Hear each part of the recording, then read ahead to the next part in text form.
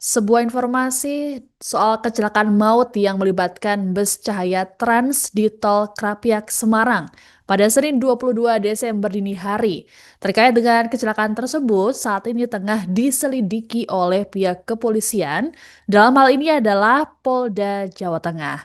Dalam prosesnya, Polda Jateng menerjunkan tim Traffic Accident Analysis atau TAA.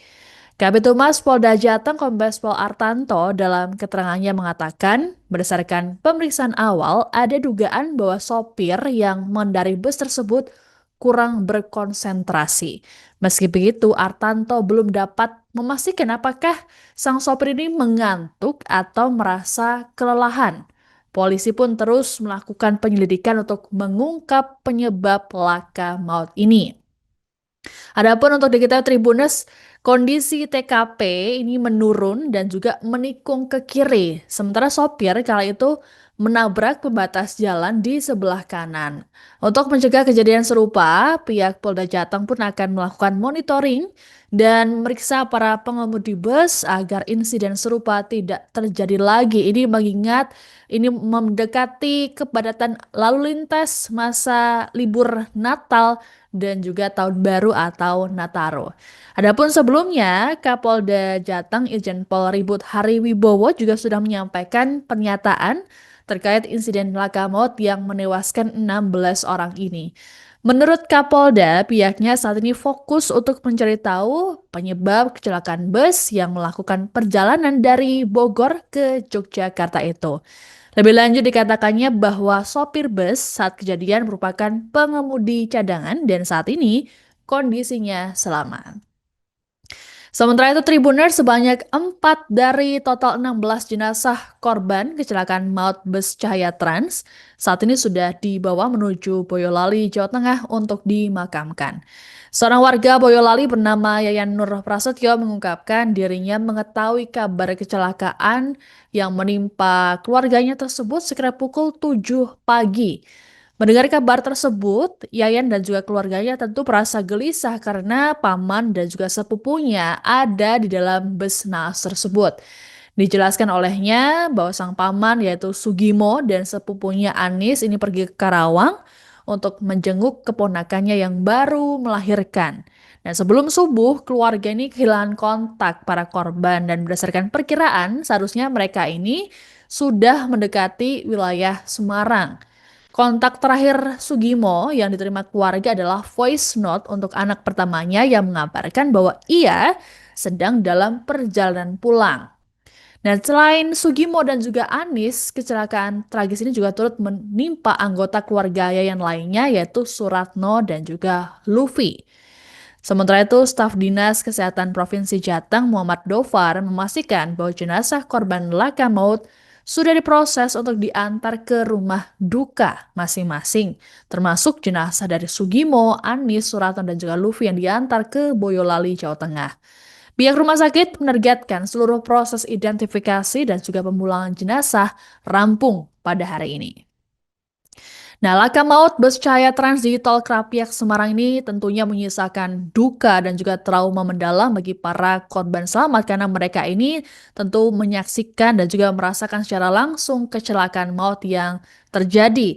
Ini seperti yang dialami oleh pria asal Sleman, daerah istimewa Yogyakarta bernama Purwoko yang saat ini dirawat di Rumah Sakit Tugu Semarang. Purwoko ini menangisi kepergian sang istri yang meninggal dunia dalam kecelakaan tersebut.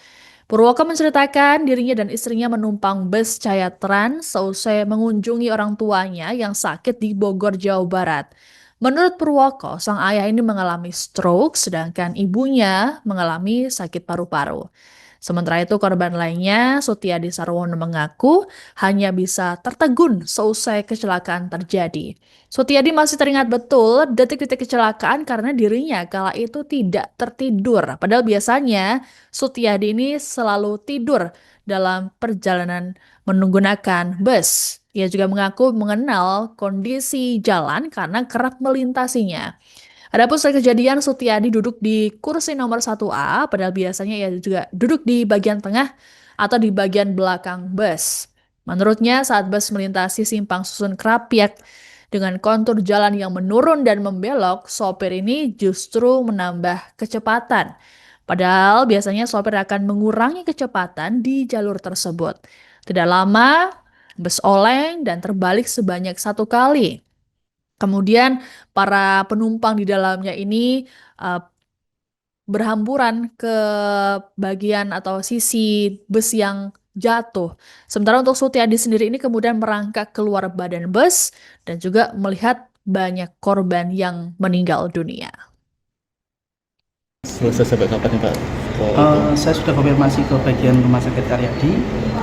Total untuk korban yang meninggal dunia itu ada 16 orang. Satu di Rumah Sakit RSUD Dr. Adiatma dan 15 korban meninggal di Rumah Sakit Dr. Karyadi. Kebetulan ini yang sudah proses pengambilan dan pengantaran ke rumah duka itu sudah ada 4. Ya.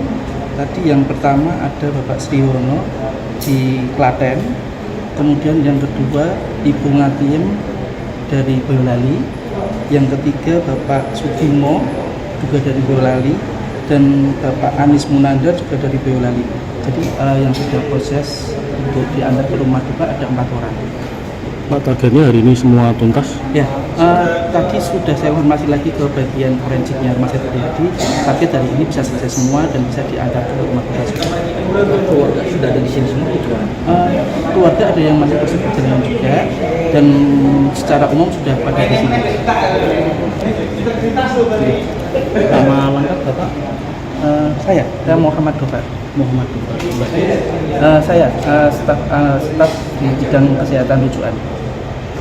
Dinas Kesehatan Pak. Selesai sampai kapan nih Pak? Saya sudah konfirmasi ke bagian rumah sakit.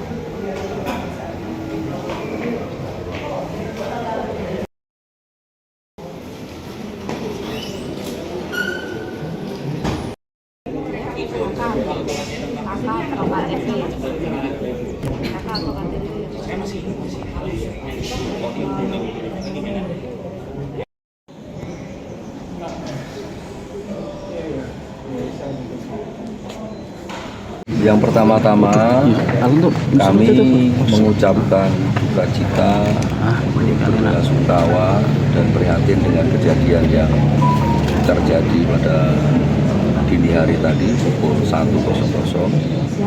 kecelakaan bus yang mengakibatkan korban 16 meninggal dunia, kemudian 8 luka.